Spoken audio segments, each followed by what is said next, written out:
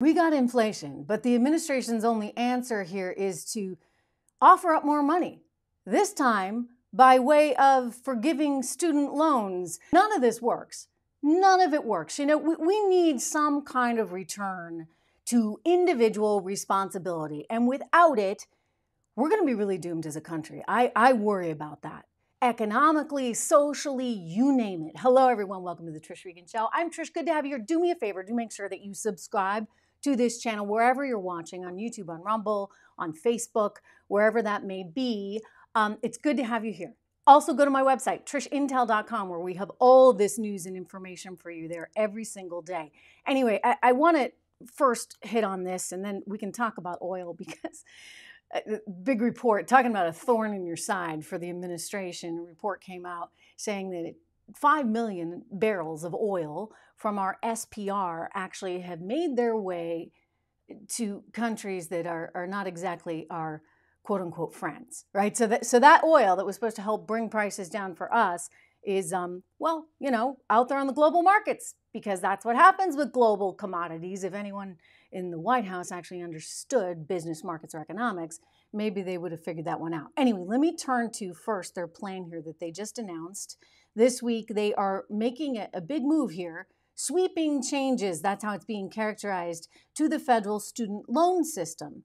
And they are looking at all kinds of proposals. There's like 30 days for the public to weigh in. So if you feel strongly, you should weigh in on this. They want to make it easier for anybody who works in government to pay off their loans. You see how this works, right? You get it, right? Let's make big government even bigger. Here's the deal. If you come work for the government, we'll forgive your loans. The Secretary of Education is quoted saying, "We are committed to fixing a broken system." You bet it's broken. You bet it's broken. For goodness sakes, when it costs so much money, and all you have to do is look at the inflation in education since the 1960s, when it costs so much money to send an American student to school, something's really wrong. Because where's that money going? It's not like the kids are graduating and they're getting these fabulous paying jobs. Instead, they're saddled with all this debt. In fact, let me give you some numbers, pretty staggering numbers. As many as 40 million Americans are really struggling with these debt payments. It is a massive crisis. 1.7 trillion is the outstanding student loan balance. And that's more than credit card debt. That's more than auto debt. This is all for those fabulous colleges that everybody can go to so that they can get a degree in you know what and become a barista at Starbucks. But it's a real travesty in that I'm all for education. I really am. And I've had a lot of it myself, and I'm a big believer in it, but I'm also a realist. You know, I'll tell you a little story. When I was studying music, and some of you know because you may have heard me sing over the 4th of July, that's another video, season 3, episode 116. Anyway, when I was studying music, where I went to school, it didn't matter, right? Because it was like being an athlete. Yes, you needed to learn to speak a lot of languages. You needed to learn how to read music really fluently. You needed to learn a lot about different cultures and history so that you understood the context of the operas that you were learning and singing. But that diploma didn't really matter, right? Because at the end of the day, you can either sing or you can't. And I think that's a lot of life. I mean, yes, education's great and I love it, and we should all be as educated as we possibly can be, but the stamp of paper that you're paying $50,000 a year, and then you factor in room and board, you're looking at, in some cases, you know, 6 figures a year. When you're talking about numbers like that, you have to introduce, I would say, a market equation into the conversation. And what 18-year-old kid can do that? I mean, they can't, right? I mean, an 18-year-old kid has no sense of their earning power, their future, and what this is all going to mean in terms of them taking out all this debt. And you think about how society pressures parents to do this. It's just all so wrong. Meanwhile, Joe Biden and his team are thinking, well, we'll just forgive all this debt. Maybe we'll win some votes. Guys, like, what about the people that were working their tails off to pay it all back? I mean, I was one of them. And I'm not saying that, you know, this is a hardship, but I know a lot of people whose parents were out there working 3 jobs, just trying to make sure that their kid could go and get that college education. And now the administration is going to turn around and say, oh yeah, you didn't pay your debt off? Well, we're going to forgive that for you. No, no, no, no. It's not going to work. And by the way, that's not really sort of our American way. We need like a complete rehaul of the whole thing.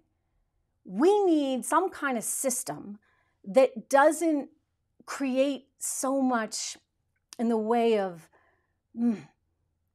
I'd call it big government in education. I've said this to you before, like back in the 80s, the left was always angry about the big military complex, and they would accuse conservatives of just, funneling all this money into these big military projects. And I look at education right now, and the left has sort of done that with education, right? By giving kids blank checks, hey, go wherever you want, and not having any kind of sort of discipline enforced on the school to make sure that the kids can afford to pay it back. Well, it's just been a total free-for-all and a total disaster and a total mess. And that's why education is so expensive and increasingly worth less than what it ever was before. So we do need a rehaul, but I don't think the answer is to say we're just going to wipe out all this debt. I mean, again, like I get back to basics. How do we afford it? We can't. And it would cost a lot of money to do that. And think about the inflation we're struggling with now. It would only get worse, right? I mean, that's what you're talking about. You're printing more money. You're going to drive inflation even higher. Speaking of inflation, I wanted to get in a quick word from one of our sponsors, Key City Capital.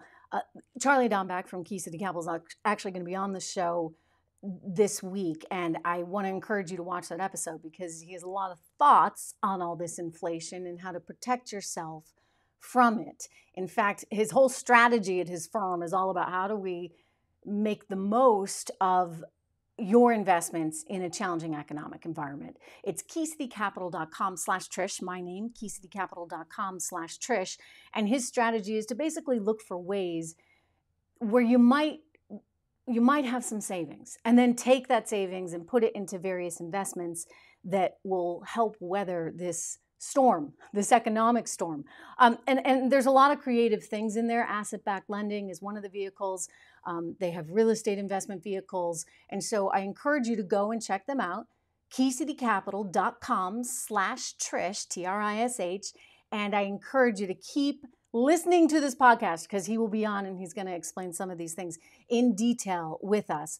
But yeah, inflation is just the reality of the moment. Now, as I watch oil today, it's back under $100. That's good news. Do I think it's going to last? No.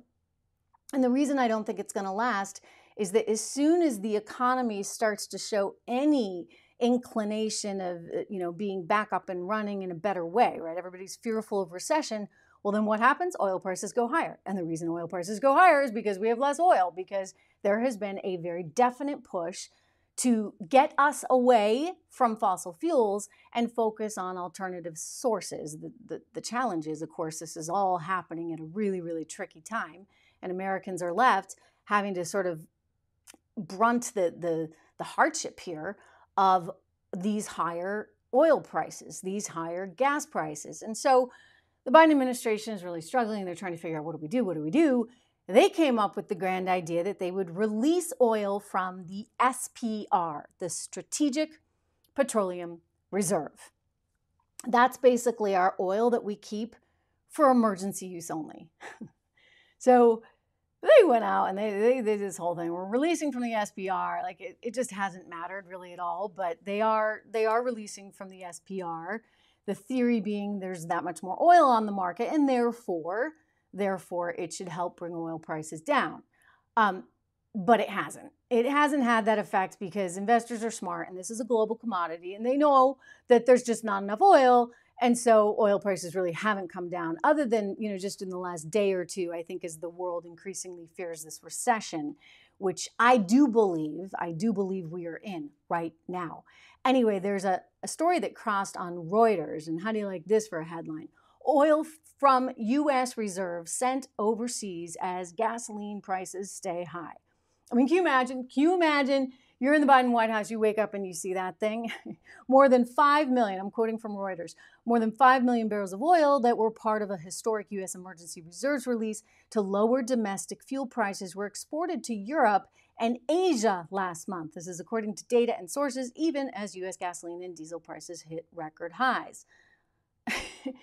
It's like, these guys, I mean, I'm really, really disappointed in the quality of people we have in charge right now, because they don't get it. They just don't get how markets work. They don't understand business. They don't understand that they're talking about a global commodity. And so, yeah, when you take it off the market, because you have to, I get it, via sanctions, then that has the effect of raising the prices. And sometimes, inadvertently, you're actually hurting yourself, because those countries that you don't like are making more money off their oil. It's just one big giant mess. And I wish there were smarter people, there were smarter advisors, and perhaps smarter individuals that are leading us politically to listen to those that could have explained all this. Heck, they could have just listened to this podcast, because I've been pushing this for some time. Oil's a global commodity. Yes, you can try and sanction it, and it has some effect on the margin, but ultimately does usually drive oil prices higher. I look at Venezuela as an example. I mean, Venezuela still produces oil, not a lot of it, but we've sanctioned them. So to get around the sanctions, they just continue to ship the oil. They just change the flags, they change the paperwork, they stop in various ports, and what do you know? The oil eventually makes its way to places like China. And so, again, you got to remember, it's a commodity. Like, if you change that paperwork, nobody knows really where that oil came from. And this is the concern, and this is the danger. There was another story that I told you about last week where the U.S. government was very concerned because they had a ship that was coming over, they believed, with Russian oil into a Louisiana port. And so they stopped it and said, okay, no, you're going home. Again, just remember, it's a global commodity. And if you're going to sanction, which they want to do, and I understand the reasons for that, you're going to have to be able to enforce those sanctions. And so this headline does not surprise me at all. But I'll just tell you this, Biden's got a real mess on his hands. I do not believe he has the intellectual chops or the leadership chops to be able to figure his way out of it. I don't believe anybody in that administration does.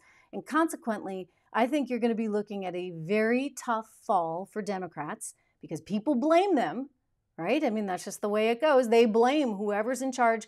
Very tough fall, possibly a very, very tough 2024. Because if this continues, if this economic malaise, if this inflation, if we get real stagflation, which is a serious concern, then you're going to see a lot of heads roll. I think that there's going to be a lot of changes, and that's a good thing. I mean, ultimately, I think the United States of America and the American people have always gotten this right. We value our economic security. We value our actual security, and we value our leadership on the world stage. And so I think a lot of these issues are going to hit home for people when they go to the voting booths. Anyway, it's great to have you here. As always, I want to remind you, do make sure that you not only subscribe to the show, I want you to hit the alert button. If you're on YouTube, there's like a little bell. Do me that favor. This way you know whenever we have a new show, you'll be alerted to it. And I'll see you right back here tomorrow.